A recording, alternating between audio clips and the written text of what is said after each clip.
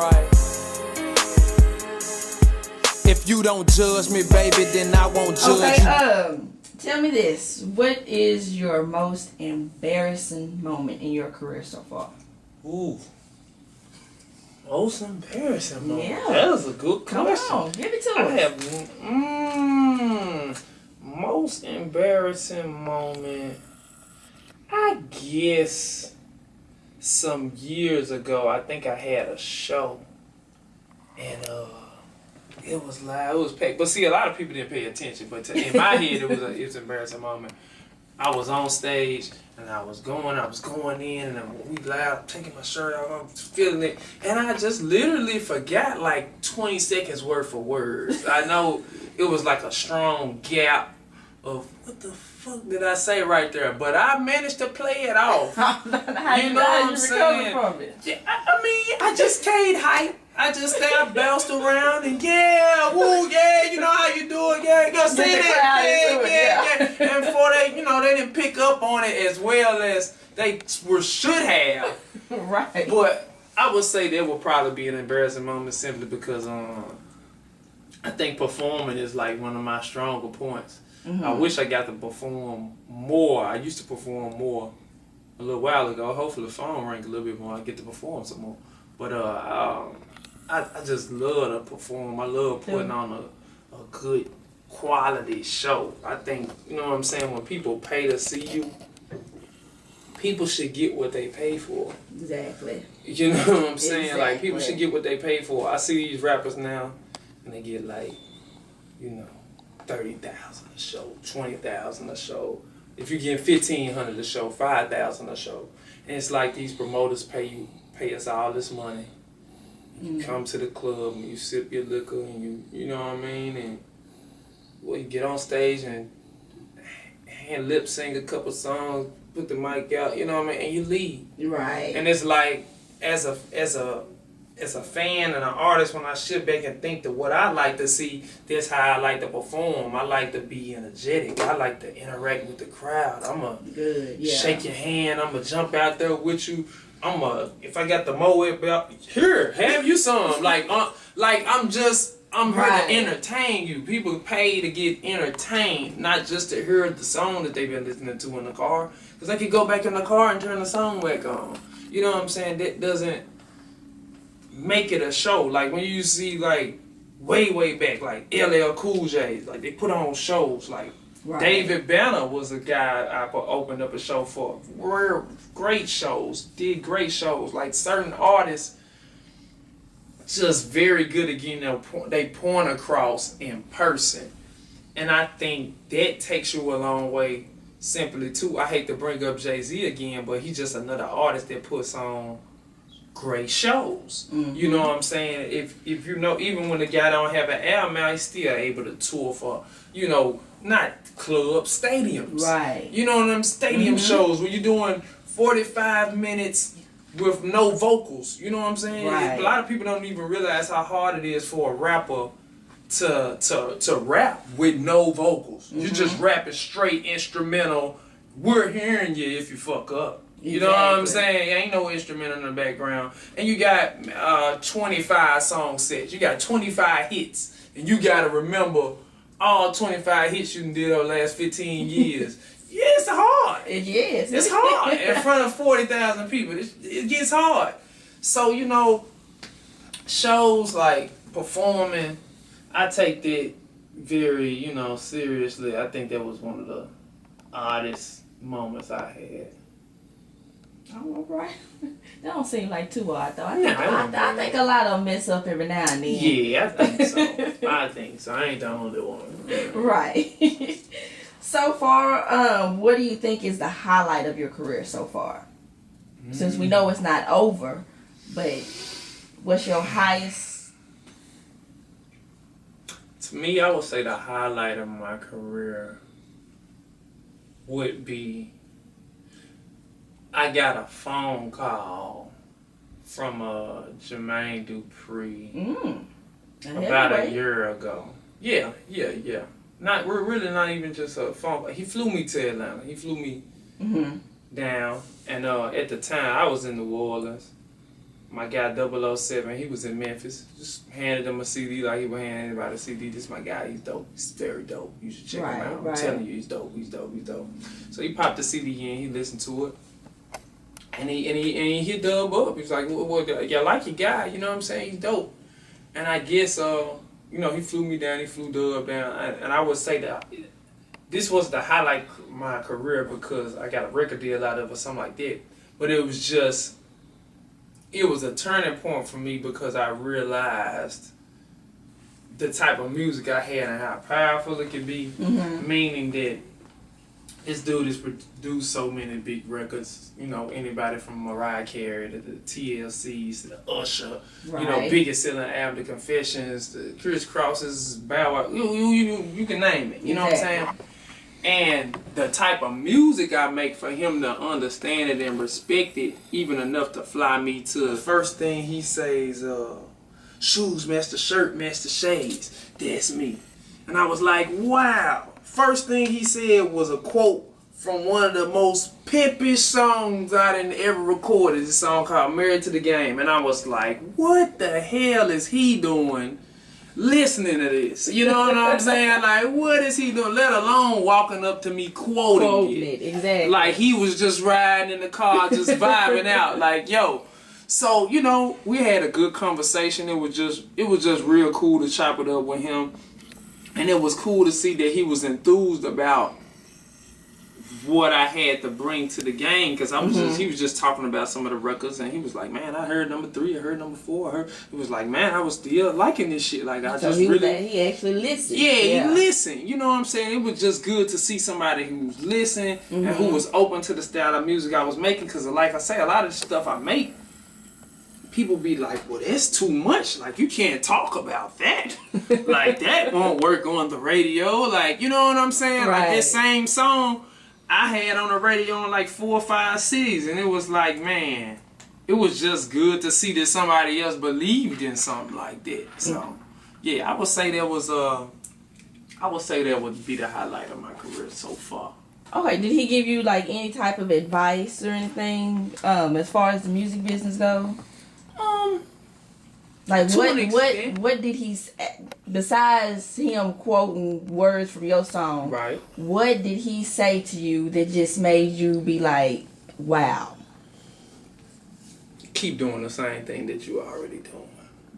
Right. That's what that's I would say that. Don't, you know, basically that I didn't have to change up to be big in the game. You know what I'm saying? Cause for so long, so many years, you talk to radio promoters, you talk to program directors at radio stations, you talk to DJs, and you bring them songs, and they be like, "Yeah, it's a cool record, man, but it's just not the right type of record, man." You know, right? You know what I mean? Like, yeah, man, it's nice, man. I like your swag and stuff, man, but you might need to make one like that. Right? Have you heard such and such a song? Yeah, make one that's the tempo is like 98, and then we can play it. And then you make the song, and then they find a new reason not to play it. Exactly. So it was just cool for him to give me that advice, like, you know, dude, you got it. You got something special. You know what I'm saying? Keep doing it the way you doing it. And, you know, basically in some of the words, what's meant to happen gonna happen regardless. I mean, what's supposed to, and when it happens, it'll be much greater than, you know, changing up how you got to do it just to get in the dough. You know what I'm saying? Like, the longevity will be there. Cool. Do y'all still stay in touch? Sporadically. Do you? Sporadically, yeah. Oh, well, that's good. Okay, and let's see. What do you consider the must-haves in moving a career to a higher level? Ambition, motivation, dedication to your craft, always trying to grow, not feeling like, well, I'm so dope that it ain't no room to be better. You know what I'm saying? If you're a lyricist, don't let your lyricism take you away from being real. Cause sometimes you gotta say all the dopest, coolest punchlines and metaphors, but it doesn't bring the feeling out of somebody. You know what I'm saying? Like, I used to be big on, like, metaphors. You know what I'm saying? Which I still can, metaphor, lyric, da da da da da. But some of the songs that people like the most from me is not necessarily me just lyrically killing you. It's more so of how I make you feel. Like when you hear this type of record, did I almost make you cry? Did I when I told you to get some money, did it really make you want to get in the car and be like, I got to go get some money? Like right. this man, like this song, this is what I'm about to go to the club. I got to turn this on 49. This is my song. You know what I'm saying? And them is the best type of songs. I would say, them is things that you got to have to get to the next level. And outside of talent, that's just talent wise. And to be honest, I feel like the more I'm doing this, I'm realizing that there's 20 to 30% of it. You got to have your business together. You know what I'm saying? That's really a strong 70, sometimes 80% of it. If you don't have your business together, don't even try to do this. Right. You know what I'm saying? Don't even try to. It ain't even worth your time. It ain't worth your effort.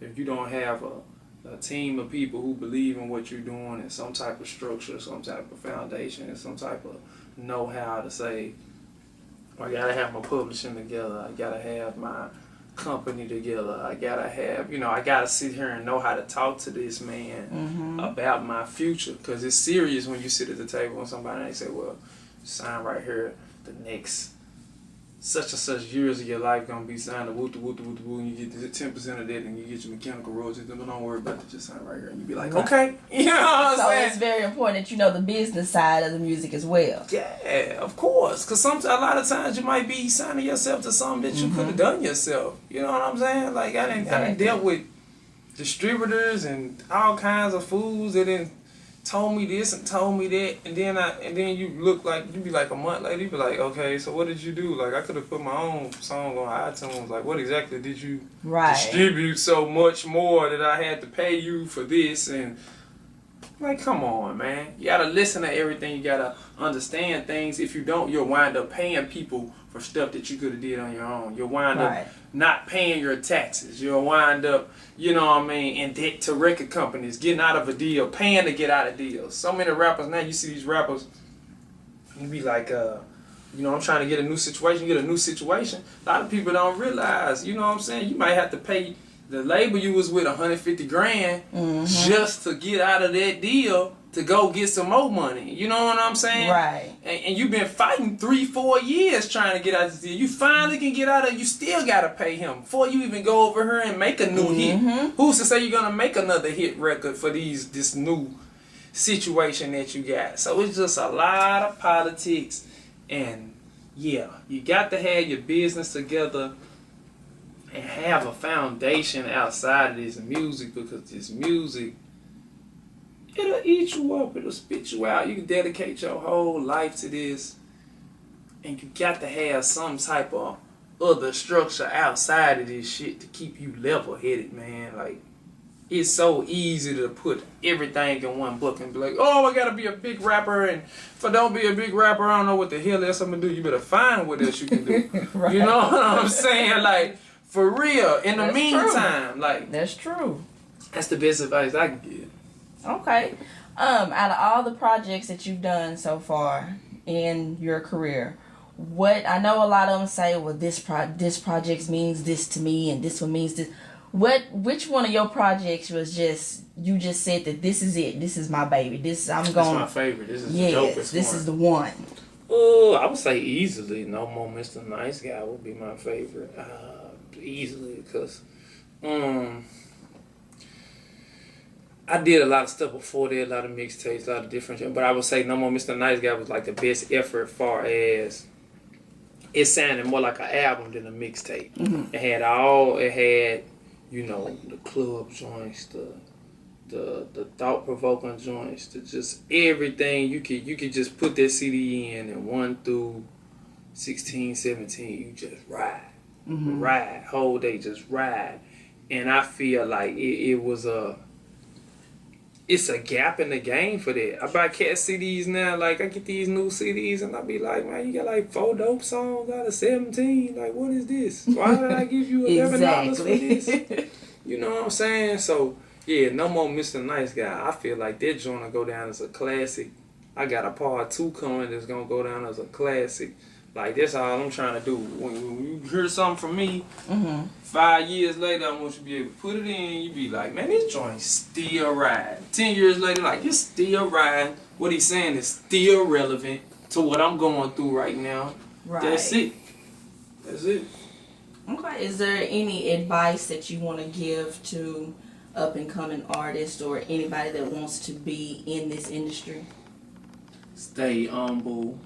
Same thing I was saying earlier. Stay humble. Keep God first. Have some structure. And have your business together. That's it. Right on. Is there anybody that you want to give any special shout outs to? Any thank yous? Definitely my guy 007. One of the biggest, best DJs from Memphis. Well, not from Memphis. From Houston, but in Memphis. He's on KI-7. Y'all make sure y'all check him out. He's breaking independent records all the time. My partner Jay Young. Just all the people that support my music. You know what I mean? Elaborate Creations is the name of the label. And make sure y'all follow me on my Twitter. It's at 2DTSP. My Instagram is at 2DTSP. You can easily find me on Facebook. Look up 2D to Southern President. My YouTube. All that. Just look up 2D to Southern President. Plenty of videos. Plenty of mixtapes. Like, what's your website information? 2DTheSouthernPresident.com. Make sure you go there, check me out. Like, I mean, if you never heard of me, if you have heard of me, I guarantee it's refreshing. You know, it's just, if you don't like the first song, you're going to like the second one, or the third one, or the fourth one, and you're going to be hooked. You're going to be like, man, I got to go back and do my research about this dude. You know what I'm saying? And do you have any new projects coming up or in the making? Definitely. This No More Mr. Nice Guy 2, like I'm saying, it's going to be like the dopeness. It's going to have production from Hot Rod. I got a joint with Raheem Devon on there. Of course, a joint with Don Tripp, Never Go Broke Again. I got some other little special guests. Man, I got another joint I'm working on with DJ Burn One, who's from Atlanta. We doing some records. I got a record out right now that they about to start working. It's Devin Hill with me and Rocco, and it's called Hard for the Money. Make sure y'all check that out. There's gonna be a real big ladies anthem, strip club anthem, ladies getting money anthem. Like, right, you know what I'm saying? Like, it's a dope record. So I'm just trying to stay working. Okay, and if they want to book you, how do they go? Who do they need to contact to book you for a show, features, videos? For a show or a feature, you can contact me at 2dtsp@gmail.com. 2dtsp@gmail.com. You can call 901-292-1236. And you know, like I say, I'm open to whatever. You know, let me know where you at. Let's get it popping. Whatever city you in, you're an independent artist. You want to be on your song, just hit me up, man. We make it happen. Alright. Well, I appreciate you, and thank you for your time, sir. Thank you for having me, man. I hope we got an interesting interview. You know what I'm saying? I believe it was. Different, you know what It was very different. You gave a lot of energy, just like you just said. Definitely. So I appreciate y'all. Stay tuned. Salute. I know you wanna stay, but